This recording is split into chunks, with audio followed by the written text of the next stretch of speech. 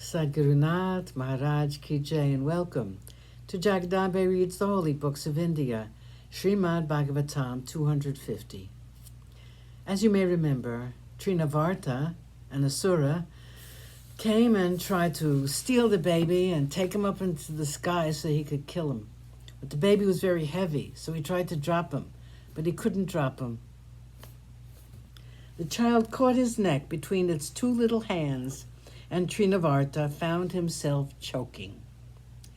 It seemed to him as though a huge rock had been tied to his neck, and that it was throttling him.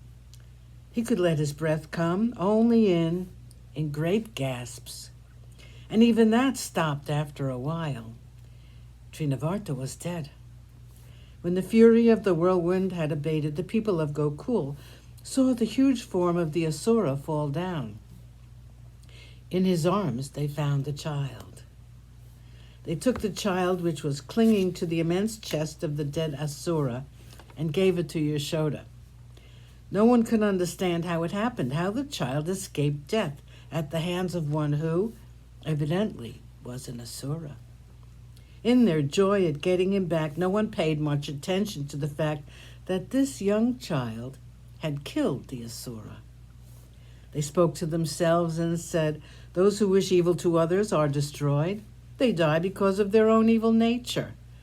Someone else said, "It is fortunate that Narayana looks kindly on us and ours, or else how could the child have lived?" A third man said, "Nanda has performed so many good actions.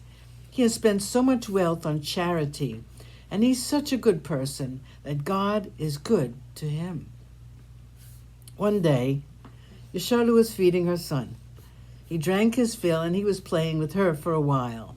Suddenly he felt sleepy, and Yashoda was looking at him with a tender smile. He was yawning and his little mouth was small and round, like a flower. When she was thus looking at his mouth, which was open, Yashoda was taken aback at what she saw. Inside the little mouth, she saw the universe. She saw the sky, the three worlds, the clusters of stars, the sun, the moon, Agni, Vayu, and the lords of all the quarters.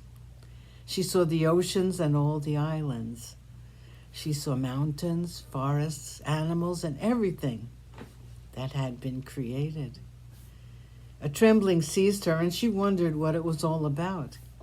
Before she could even think on it, the Lord covered her with his Maya, and she forgot the entire incident.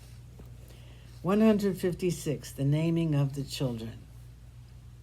Vasudeva was very particular that the religious rites for his sons should be performed properly.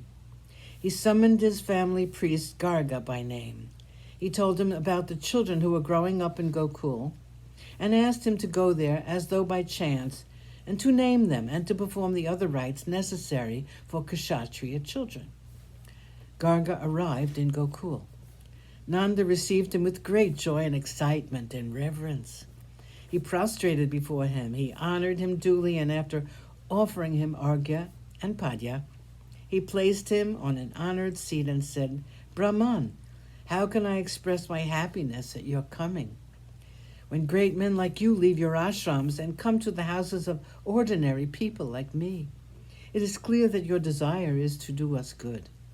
Or else how can I, tied as I am to my household, who has no time to visit holy places, who is the lowest of all people because of my inability to spend time on noble actions like tirthayatra and visiting holy spots?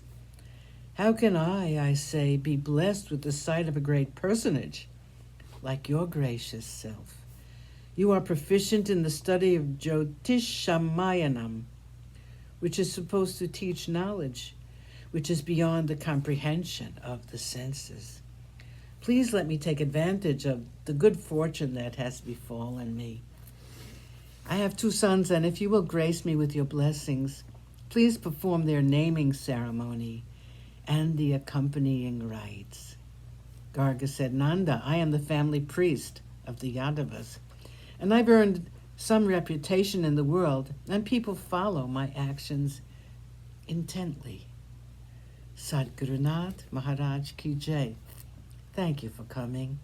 I hope you come again.